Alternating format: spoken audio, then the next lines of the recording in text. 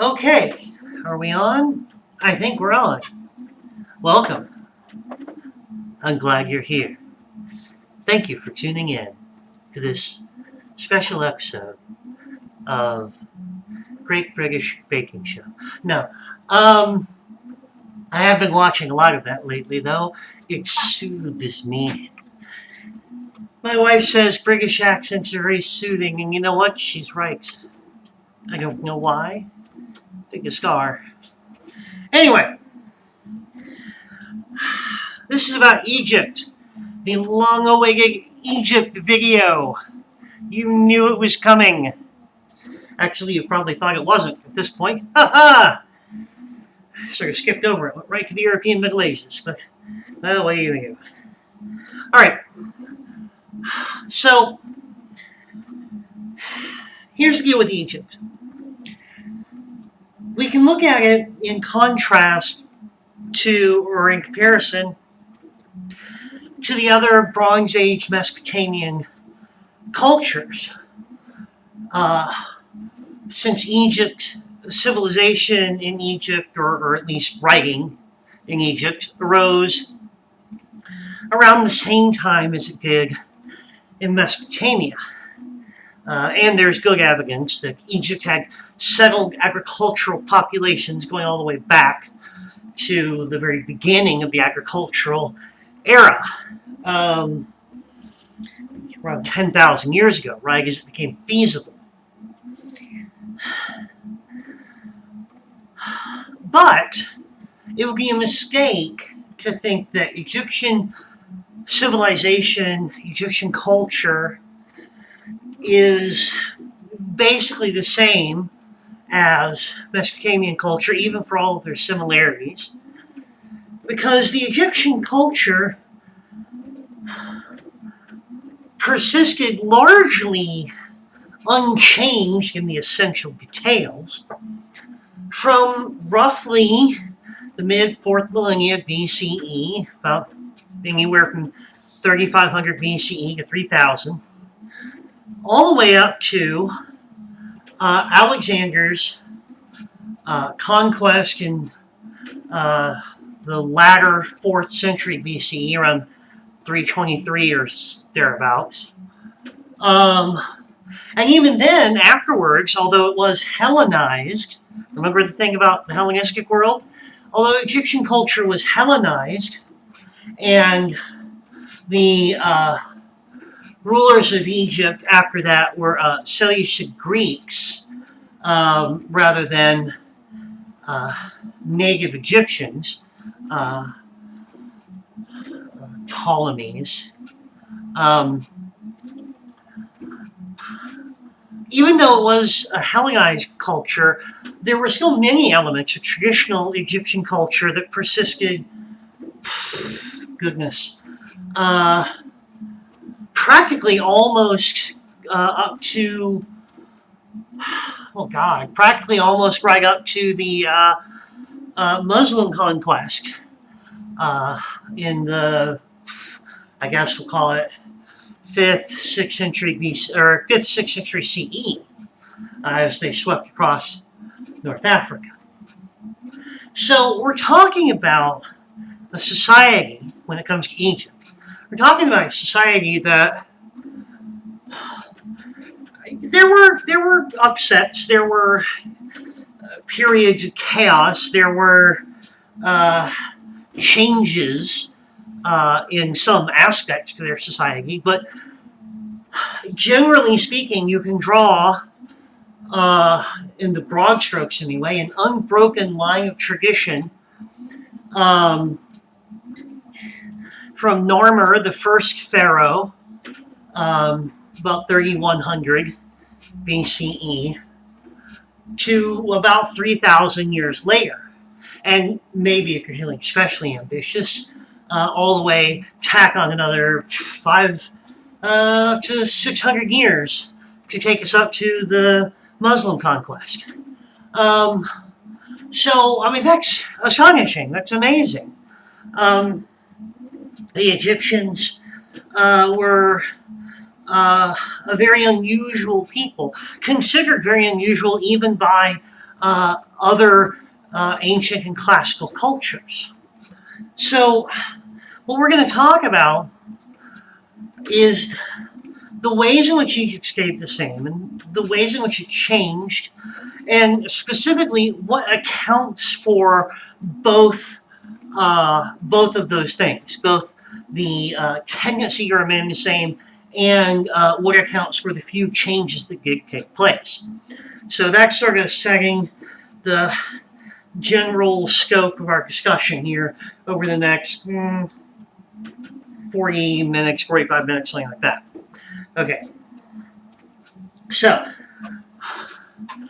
let's start by talking about the continuity of Egyptian culture. Now, I'm not going to make you get in and memorize dynasties and all that crap. I don't care about that stuff. There's like 32 of them, or I don't know, maybe that's flavors of ice cream. Except, I don't know. There's a lot. There's the Rocky Road dynasty. That's my favorite. Actually, I don't really like Rocky Road ice cream. It's too chocolatey. My wife just shakes her head. Like, too chocolatey? Who is this person I married? It has marshmallows in it. All right. What could possibly be bad about marshmallows? I'm just upset by their presence. You like marshmallows? Not in ice cream. Yeah. Anyway. Maybe marshmallows could be permitted in hot cocoa. Perhaps in s'mores. Yeah, okay. She's waving her hand dismissively. My opinions on ice cream are not taken seriously in this house because my favorite flavor of ice cream is vanilla, French vanilla, or homemade vanilla. And that is considered just a silly thing. But my opinions on Egypt are taken seriously by God. Sure, why not? I'm good at this. See how I brought it back to the subject?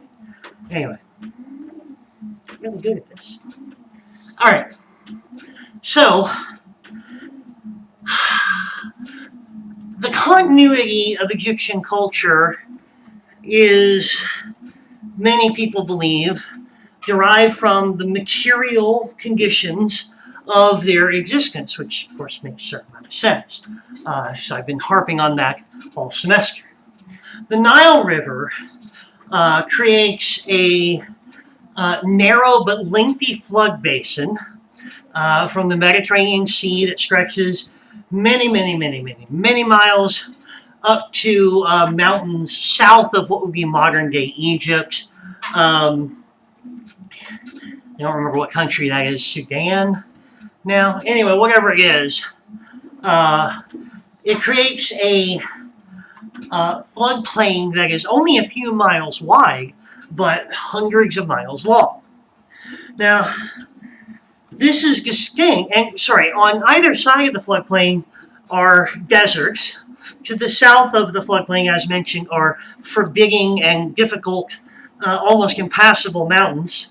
And north of it, of course, is the Mediterranean Sea, which means you have this long, narrow strip of land, which can be inhabited on either side, and which there's nowhere you can live that's very far from the river. So if someone has the power to move, let's say, troops up and down the river, you're not going to be able to get away from them. They can move up and down the river by boat, get out, enforce the will of the ruler anywhere along the way with great ease. This is in contrast to Mesopotamia, of course, where two rivers, obviously, and floodplains that extend for quite some ways between the rivers and on either side. And the city-states that arose there could have competing city-states sort of kind of all around them, if you will. Egypt was unified, though, a large unified territory, even in the era when Sumer, the Sumerians, and Ur and Uruk and these early Sumerian cities were barely able to project force more than 20, 30 miles away from their cities, their city-states, their centers of power. Egypt had Narmer unified the river valley all the way up and down. thousands of years before the Hittites would manage to unify the entirety of the Mesopotamian floodplains.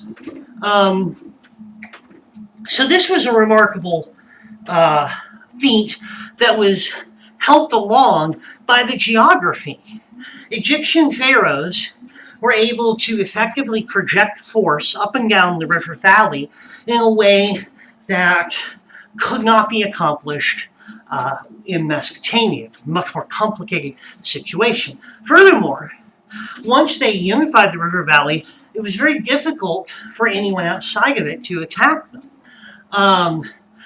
Invading Egypt was a hard prospect. It meant crossing a desert from one side or the other, crossing mountains that could not be crossed. And let us point out that although Egypt was conquered like 2.5 times, I guess, is the best way to put it. Egypt was conquered 2.5 times over the course of almost 4,000 years, but never from the south over the mountains. So make that what you will. And of course, coming at them from the north meant coming across the sea and into one fairly well defended,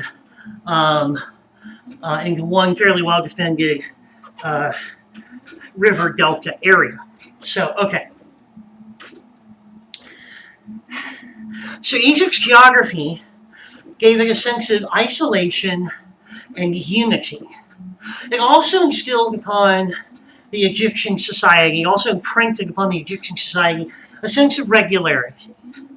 Unlike the Tigris and Euphrates rivers in Mesopotamia, the Nile floods on an incredibly regular schedule. It floods gently and it floods regularly every year. The farmers who lived in the narrow strip of land, fertile land on either side of the river itself, could count on the Nile's clockwork precision of gently overflowing its banks and spreading the rich nutrients from the bottom of the riverbed over those areas, which would then, as the waters receded, make them ideal for planting in. So it was almost as if, well, literally the Nile was a source of life, and the Egyptians could very reasonably see it as a sort of divine source of life, that the Nile was given to them by the gods to make life in Egypt possible. They've never heard of the selection bias fallacy, but anyway. The point is, the Nile River's regular flooding made it very easy for the Egyptians to construct a astronomical calendar predicting when it would flood, and for them to establish, of course, a priesthood that were the priests being the ones who kept up with the positions of the stars and knew when to flood and when to plant, similar to the function of the priesthood in Sumeria or in Mesopotamia, except that in Egypt, naturally, they would come to acquire a great deal more power in the sense that they could be seen to be more reliable. So there's that. Unlike in a lot of places, the calendar that developed first was a lunar calendar based on the 28-day cycle of the moon. Egypt was one of the rare places because of the precise nature of the flooding of the Nile and its connection to the solar year. Egypt was one of the few places that developed first a solar calendar, and we still, the influence of that solar calendar is still felt today. Anyway, so the Egyptians viewed their world as an orderly world where things happened on a regular cycle, year in, year out, as predicted and controlled by the priest and the pharaoh. The pharaoh was their autocrat, who they believed was literally a god, and who was responsible for making the sun come up and the Nile flood and so on and so forth. Their world was isolated, except insofar as they chose it not to be isolated. They could establish trade routes across the deserts and by using boats. But if they chose to withdraw within their borders, it was extremely difficult to dig them out, extremely difficult to assault them. The Egyptians had their own little world, in effect, and it was a neat, orderly world where you knew what to expect, where the pharaoh was all powerful, and in a very real, literal sense, in the sense that once they established the ability to move their troops up and down the Nile on boats, the pharaoh could be anywhere fairly rapidly and in force. So the all-powerful nature of the pharaoh was helped along by the geography and nature of the material conditions of the Egyptians. Their sense of isolation and being different from everybody else was helped by the geography and the material conditions. And their sense of orderliness, that the universe had a rhythm and a cycle that it operated on, was helped along by these things as well. So the early Egyptian culture in the I guess what you would call the Old Kingdom period, from about 3000 to maybe 2000 or so, the first 1,000 years, was a sense that the pharaoh was an all-powerful god who controlled everything, and their universe was a neat and orderly place. Okay. Now, I've told you that in most autocracies, in these, most autocracies are driven by, well, all of them are driven by intensive agricultural production that generates large surpluses of food that can sustain the bureaucracy and military structure that controls the production. Same thing happened in Egypt. And they developed writing, hieroglyphics rather than the cuneiform of the Sumerians. They developed writing for the same reason that everyone else did, to keep up originally with their agricultural production. And the pharaoh, of course, was the autocrat, who, like the autocrats in Sumeria, was seen to be akin to or allied with, in some way, the gods and monsters that they believed ran everything. Now, in Sumeria, in Mesopotamia, as the successive empires and many empires arose, each one displacing the last, you get sort of an accretion of gods upon gods upon gods, the Sumerian gods and the Babylonian gods and the Akkadian gods and the Hittite gods. Because remember, the whole point was, if your city-state went to war with someone else's city-state, your gods were fighting that war. And whoever won must have had the more powerful gods, right? So as each new city-state empire arose to knock off the old king of the hill and take their place over the thousands of years of Mesopotamian history, you get this accretion of gods upon gods upon gods, and you get a gradual drift towards humanism, a striking one, such that by the time we get to the Bronze Age collapse and the Hittites, we see a great deal of very humanistic art, almost approaching what we would later see in the classical Greeks in terms of realism. We see literature in a very humanistic fashion. We see in the Persians, the Achaemenid Empire that, or the Achaemenids later. Is it the Sassanids? The Achaemenids? Well, anyway, either way, it doesn't matter. The Persians that would eventually go on to fight the classical Greeks in the Greco-Persian War, the Persian Empire that did that had many, it was still an autocracy, but there were elements of humanism creeping in. Probably because of the volatility of the region, that things are always changing hands. The gods, who were supposedly these grand creatures well beyond humanity, seemed not to be able to sustain an empire for very long at all in some cases, right? Maybe just a handful of generations in some cases. And that, I don't doubt. I don't have a window into these people's heads, but I would not doubt that this raised questions about who was really in charge of the world and who had the power to make their fate. Now, the contrast, obviously, that I'm going to be drawing with the Egyptians is that you have a relatively unbroken. There were different dynasties, yes, and there were some disruptions here and there, yes.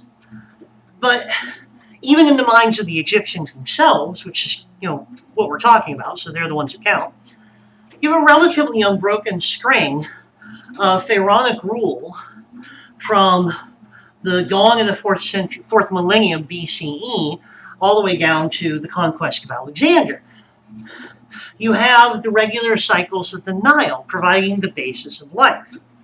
You have relatively, although there are some changes to the mythology over the course of time, you have, relatively speaking, the same gods over the whole course of Egyptian history. Why? Because of that stability, because of that isolation, because of that weird, unique position the Egyptians occupied that gave them a sense of continuity with the past that went back thousands and thousands of years when the Babylonians, for instance, the first Babylonian empire only lasted a couple hundred years. The Neo-Babylonians only got a couple hundred years. The Akkadians, I think, maybe 300 or 400, whatever. They were all pikers. They were all kids compared to the Egyptians, right? The Egyptians could look upon them and go, yeah, we've watched empires rise and fall and rise and fall and rise and fall, and we're here. We're here through the whole thing, right? It's no wonder that they took much longer to shake out of the autocratic and the ahumanistic ideas that gods and monsters are in charge of the world. It's no wonder that we don't see any really significant humanistic literature in Egypt until, well into the first millennium BCE. So right around the time classical Greece is really getting going with the rule of law and their humanistic surge. That's when we start seeing humanistic literature start to appear in Egypt. And it's entirely possible that because they traded with the Greeks, that they got the idea from them and they didn't even come up with it themselves. So, anyway, these are the Egyptians, more firmly rooted in their sense that humans are not the center of the world, that the Pharaoh, who is essentially a god, and that the actual gods and monsters that the Pharaoh consorts with are actually in charge, and that their lives are all very dependent upon his power, which he can exert in a much more consistent and direct fashion than the other Mesopotamian autocrats would have been able to, right? Mesopotamian autocrats would be claiming, I am anointed by the gods to rule the whole world. And then there'd be another one, 30 minutes down the road who's claiming the same thing, right? That's awkward, right? That's like showing up to a birthday party and you're wearing the same thing as the birthday girl, right? It's awkward, right? There's two autocrats. There's half a dozen autocrats, each in their own city-states, yelling, I'm the one who's supposed to rule the world. The gods told me so. Well, your gods all need to get together and get on the same page there. Meanwhile, the Egyptian pharaoh would say, I'm a god. I'm meant to rule the world. I control everything. And yeah, me and my family, my dynasty, my ancestors and my descendants have been in control of this whole place for as long as their entire empire lasted. And more. It's a convincing case. So, Egypt remained longer in its ahumanistic paradigm, or in the ahumanistic paradigm of the ancient world, than pretty much any of the other civilizations that got their start there. Mainly because most of those civilizations did not really survive the Bronze Age collapse. Whereas, if you recall the video on the Bronze Age collapse, so around the end of the second millennium BCE, around 1000, whereas the Minoans went away completely, the Mycenaeans underwent a complete cultural collapse, the Hittites sort of snuffed it, The Egyptians just sort of lost control over their outlying colonies in the Western Fertile Crescent, and Egypt, the homeland of Egypt, wasn't that much affected, really. So they're like, hey, okay. They went on about their business.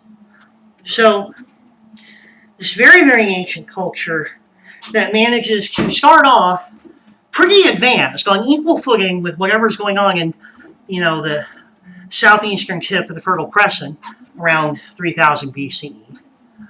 But whereas we see the proliferation of cityscapes and a great deal of change happening, and then disruption in the Bronze Age collapse around 1000 BCE, and then a rejuvenation, first in contest with classical Greek culture and then influenced by classical Greek culture. Through all of that, Egypt, although it changes a little bit, manages to remain for the most part unchanged. So they start off like neck and neck with everybody, but as the rest of the civilizations in the Fertile Crescent and sort of Egypt and Rome and those places, as those new civilizations rise up with new ideas and change occurs, Egypt doesn't really progress. It just sort of stays within their little nice defensible kingdom, and they keep doing their thing. So, okay. So that's the continuity of Egypt. Now, that even if they did not do a lot of changing relative to other cultures, it would be weird if they didn't change at all in 3,000 years, thereabouts. And there were a few changes. But even those changes were sort of in the theme of this well-ordered continuity of the universe that the Egyptians sort of took for granted. So let's talk about those. All right, so we talked about the continuity of Egyptian culture. Let's talk a little bit about how it did change. All right.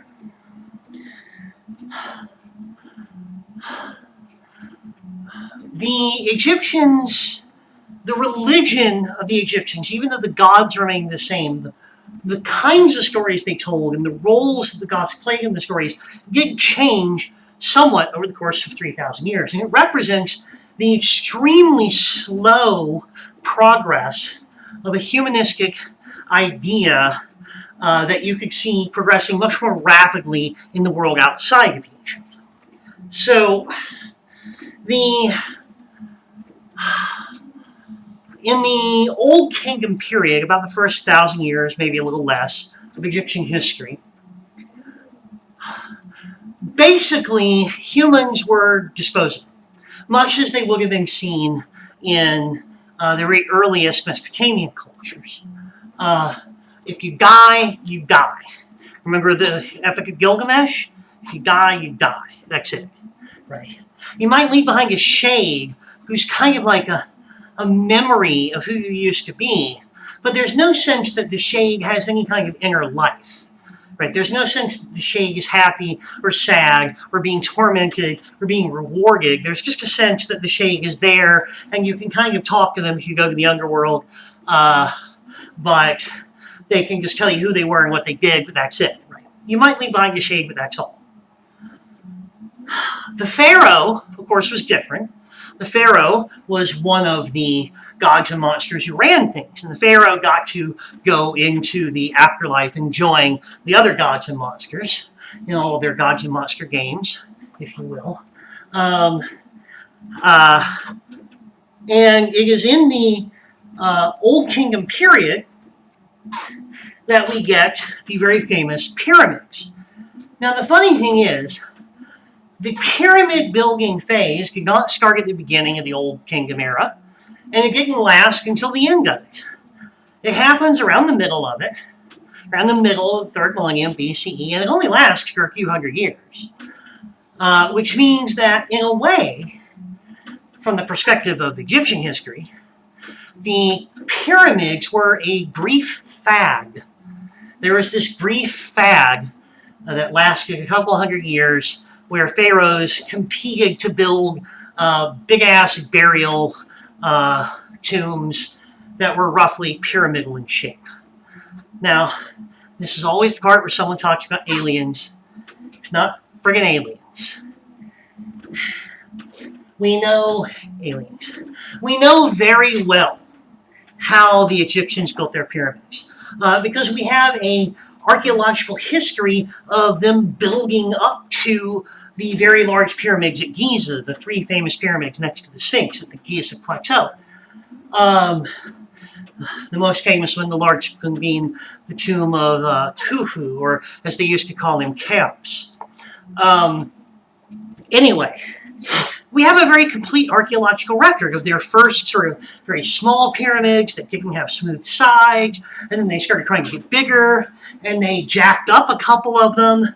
There's one of my favorites, and I think it's at Saqqara, is the bent pyramid, where they started out at an angle that was much too steep for them to sustain, and then they got up and they're like, oh, we're never going to be able to do it this big, and then they sort of correct it. So it's got this like weird jog in one side of it. It's hilarious.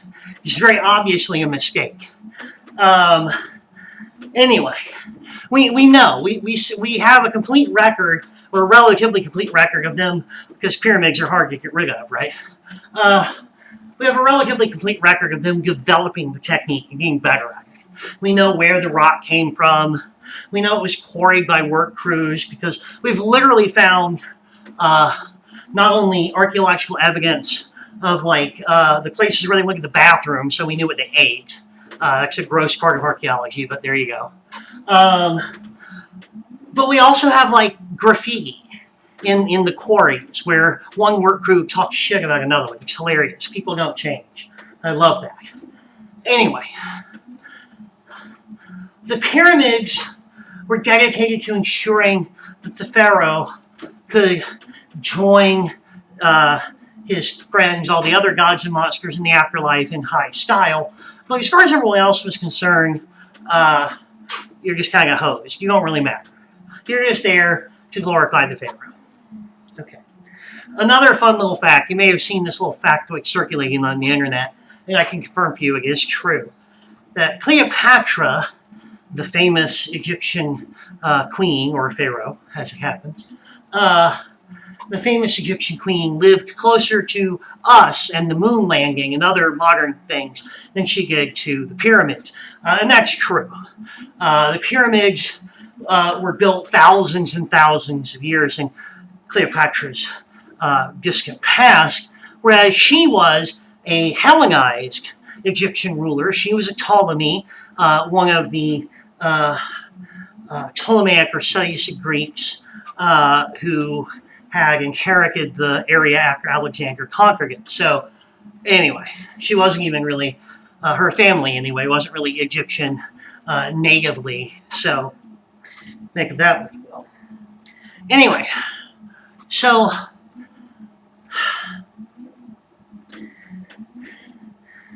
Egyptian religion did change, though, a few times, slowly over the course of many thousands of years. Around the Middle Kingdom period, so let's say from about 2000 BCE down to the Bronze Age collapse, it's roughly the Middle Kingdom period, they're starting to develop new ideas wherein it was believed that the common people also got an afterlife. Yay! Yay, we get an afterlife. And the funny part of this is one area that kind of puts the Egyptians ahead of the other Mesopotamian societies, which are still operating on the whole, you only leave behind a shade kind of thing at this point. Maybe this has commonalities with, I guess you could call the indigenous Latin religion in the Italian peninsula that would have come up possibly in this period, where they believe that their ancestors watched over them. So I wonder if that has any connection, but I don't know if it does. Anyway, the point being, the average person got an afterlife, but here's the rub. The afterlife was doing whatever the hell you did in your regular life. I guess someone asked, How can I be Pharaoh if I don't have tons of peasants laboring for my glory and growing food for me? And someone said, well, that's a good point, Pharaoh. Maybe the answer is that when regular people die, they serve you in the afterlife, just like they did in the regular life. The regular people are like, it sounds like a shitty deal. And other people are like, suck it up, at least you get to keep living, right? And that is in a way a very, it doesn't surprise me that that's an answer that they might have come up with, because not only does it fit with the general Egyptian sort of social psychology, right? The Egyptians had a very stable existence. Everything ran in a predictable cycle. In fact, it was in this period that Egyptians left writings behind that give us the indication that they literally believed that time moved in a circle. Not like if we say, oh, history repeats itself, right? We don't literally think history repeats itself. We just think that things kind of happen the same way sometimes, right? But no, they literally believed that history was repeating itself. The time was not a straight line. It was a circle. That you would have a good pharaoh who had favor with the gods, and then the pharaoh, eventually the rulership would be inherited by a bad pharaoh who would fall out of favor with the gods because he wasn't doing the right things. And calamity would befall Egypt. They would have trouble, bad harvests, things like that.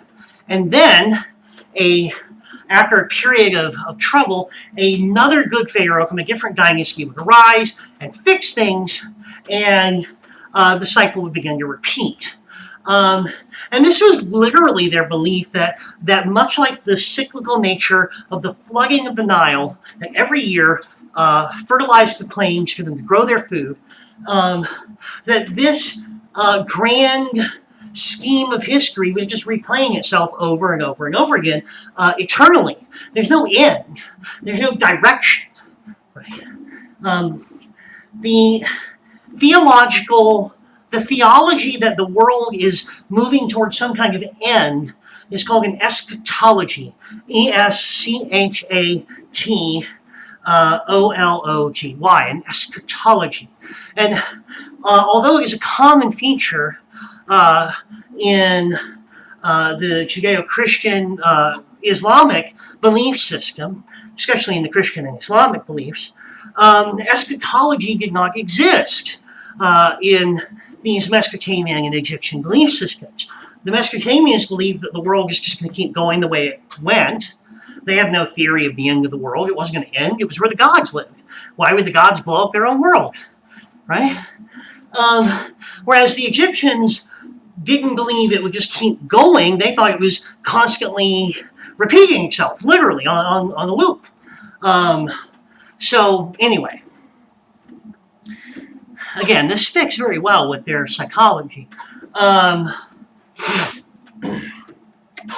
the idea, the answer of, well, you get to keep doing what you did in life, shows that they were concerned with the perennial question, the question I've talked about in a number of other videos. What happens when we die? It's maybe the most essential aspect of the human condition. The crucial, universal defining feature of the human condition is that it ends. We die. And we don't know what happens at that point. It's kind of hard to get answers from people about it because they're dead.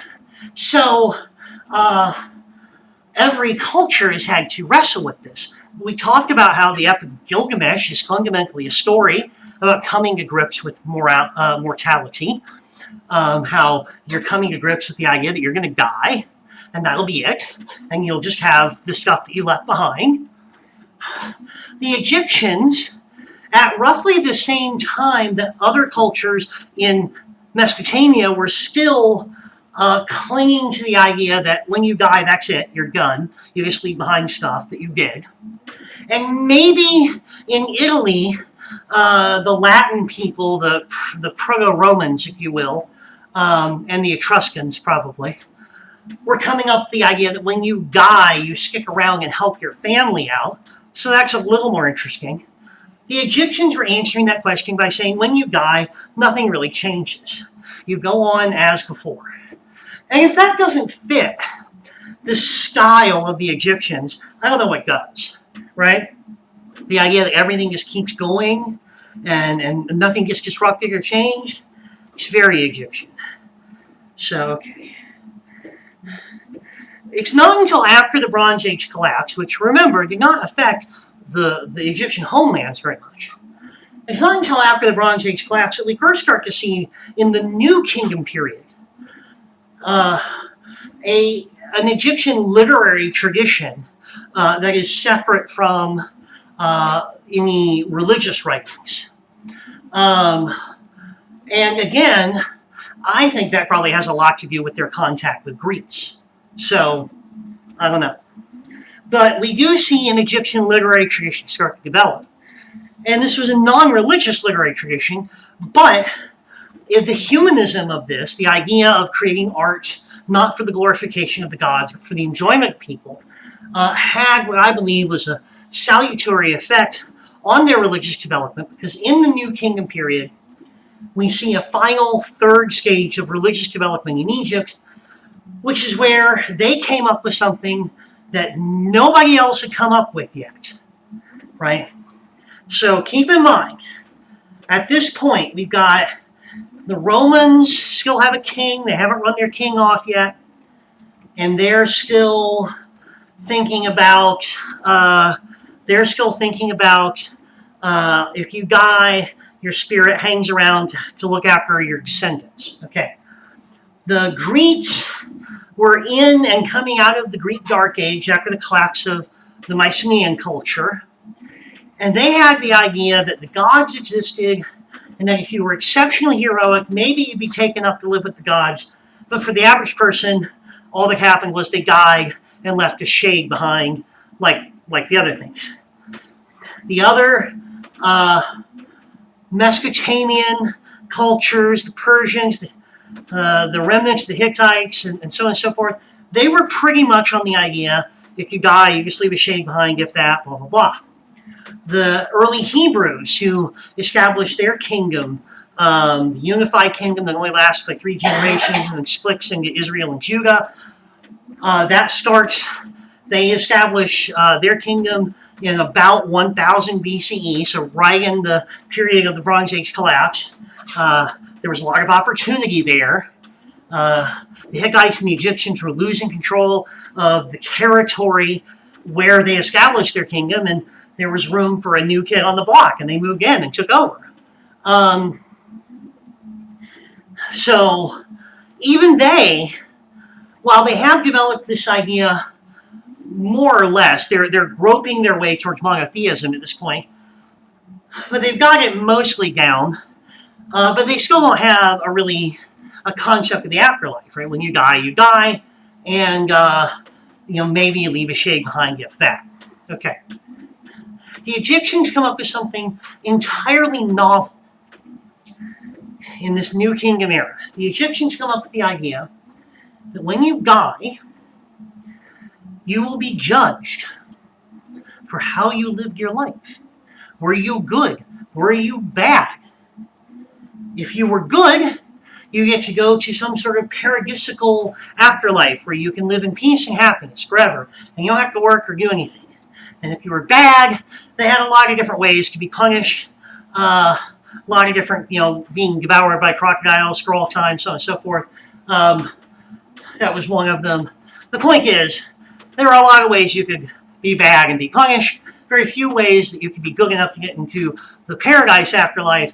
But they were the first ones. Nobody else on earth had come up with this idea that the point of life is to live a life such that you will be judged and receive an eternal reward. This was new. This was an entirely new concept. And the Egyptians came up with it. So, the Egyptian culture, throughout its various phases of religious development, got a reputation that I think is both unfair and also quite accurate, depending on how you look at it, of being obsessed with death. It's unfair in the sense that every culture is obsessed with death because we're all going to die, and everybody has to think about that. So that's not unique. But what was unique about the Egyptians was that from the Middle Kingdom on, although their idea of what happened to you in the afterlife was different, the Egyptians were the first people to have a sort of robustly developed concept of the afterlife, and that you should be, you could know what to expect there, and that you would actually have some kind of inner life, and you would have some kind of reaction to it. Their original concept of the afterlife was that it was the same as life, which might be boring, but at least it's not scary, right? You know what to expect. And then their modified concept of the afterlife in the New Kingdom period was that it might actually be super, super good, better than anything you've ever had on Earth, depending on what kind of a person you were. And this is way ahead of every other culture. So you can kind of see why people might have thought the Egyptians were weirdos who were obsessed with death, because they were always thinking about death and what would happen to them when they died, because as far as everyone else was concerned, nothing happens to you when you die. You just die. The Egyptians were the only ones who had this idea that there was something after death for you. Not just the shade of you or the memory of you, but you.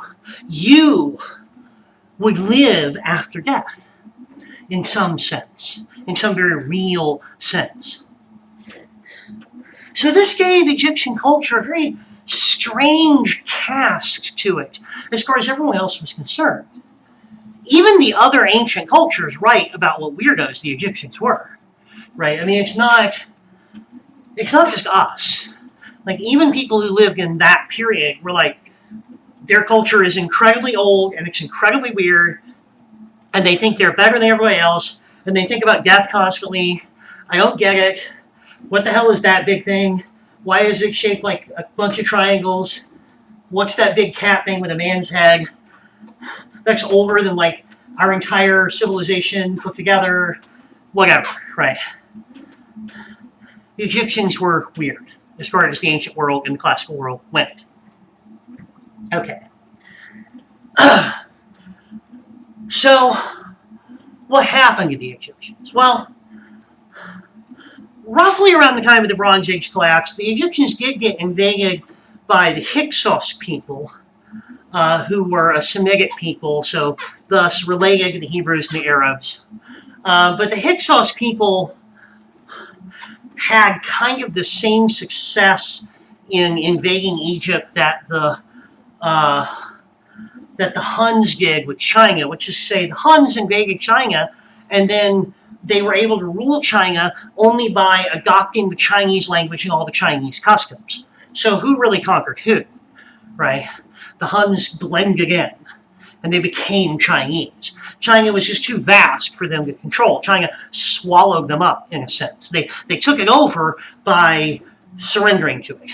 The Hyksos had the same kind of experience in Egypt. They invaded Egypt, but they immediately adopted the Egyptian language and all the Egyptian customs, and then the Hyksos dynasty died out fairly quickly, so, who really gives a shit? It's not like Egyptian culture was really disrupted. The real disruption comes in the 4th century when Alexander conquers Egypt. And of course, founds a city named Alexandria, and Alexandretta, Little Alexandria. So, for God's sakes. Right? Anyway, Alexander conquers Egypt. Like Alexander did, he didn't want to fundamentally change their culture, so the Egyptians kept a lot of their traditions, but they incorporated a lot of Greek elements to their traditions. So there's that. So that was the first major disruption and the first real conquest of Egypt. So from about 3,500, 3,000 or so BCE to around 300 BCE, they managed to stay basically unconquered. That's a hell of a record, right? All-time world champs. So, okay. Anyway, Alexander disrupted Egyptian culture somewhat, but it would still persist. It would come to be dominated by the Romans after a while, and then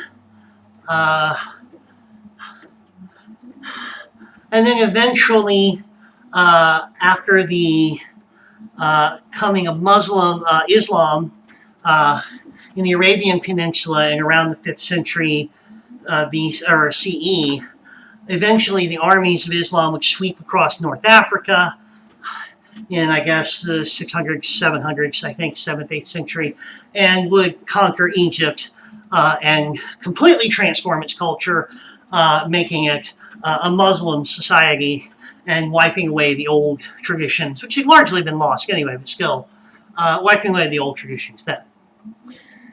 So Egyptian culture managed to sustain itself for 3,000 years and change. There were some shifts in the culture and some innovations religiously, but those innovations were still true to the core nature of their cultural preoccupations. Their idea that the world ran in cycles and that it needed to be predictable, and that, of course, everything was sort of self-contained, that their idea of the universe was fundamentally correct and everybody else could go on about their business, but the Egyptians really knew what was going on. Did Egyptian culture influence the wider culture? Maybe some.